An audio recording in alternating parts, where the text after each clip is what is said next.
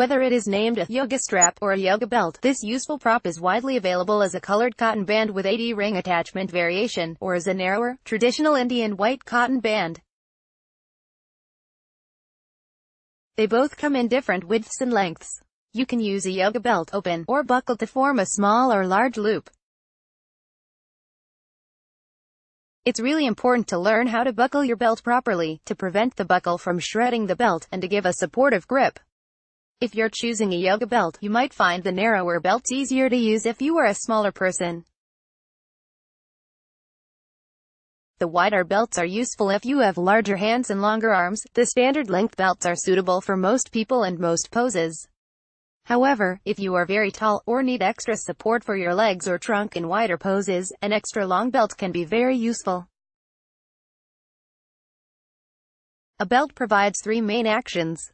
Touch sensation. Using the yoga belt gives you feedback about where you are moving from and to.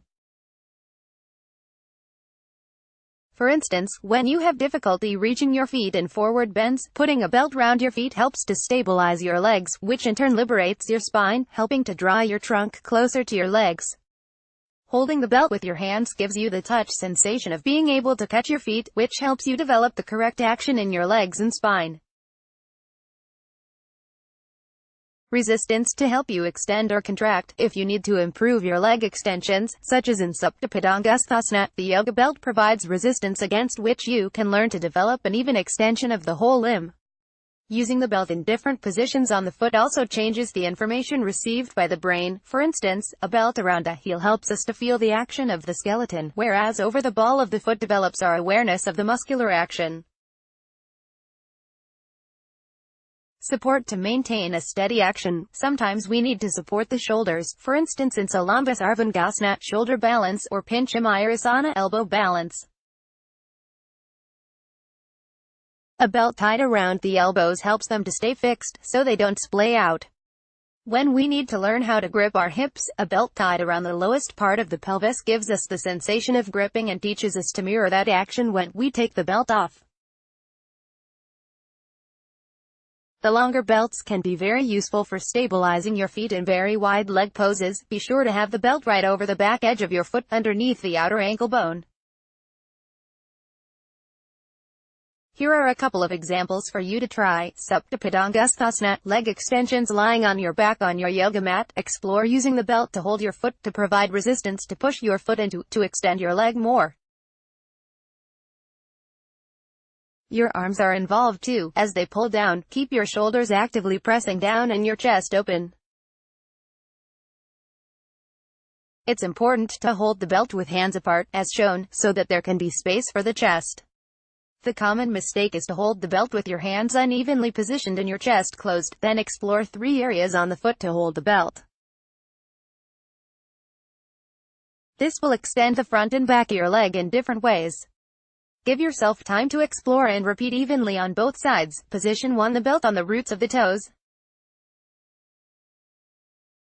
Angle the belt to cover your big-toed joint to little-toed joint. Notice how it is set further back due to the shape of the foot. When you pull down on this area, focus on extending the heel up in opposite resistance and you may experience a firm stretch in the calf muscle or back of the knee. Position 2. The belt on the very tip of the heel bone.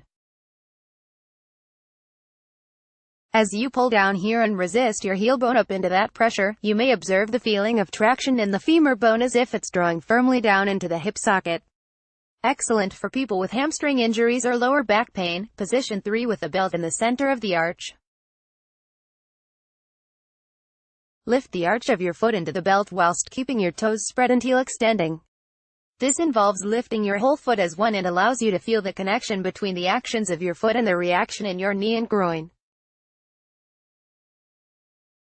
Navasana, boat pose. This is a strong pose for those with weak lower backs and or tight hamstrings, so we often teach this with a belt to help people develop the pose without strain. Using an extra long belt, place it behind your chest, near the armpits, and up and around your feet. With your legs slightly bent, tighten the belt by pulling the tab downwards towards the floor. Then push your feet up into the belt to straighten your legs as much as you can, leaning back and balancing on your buttock bones.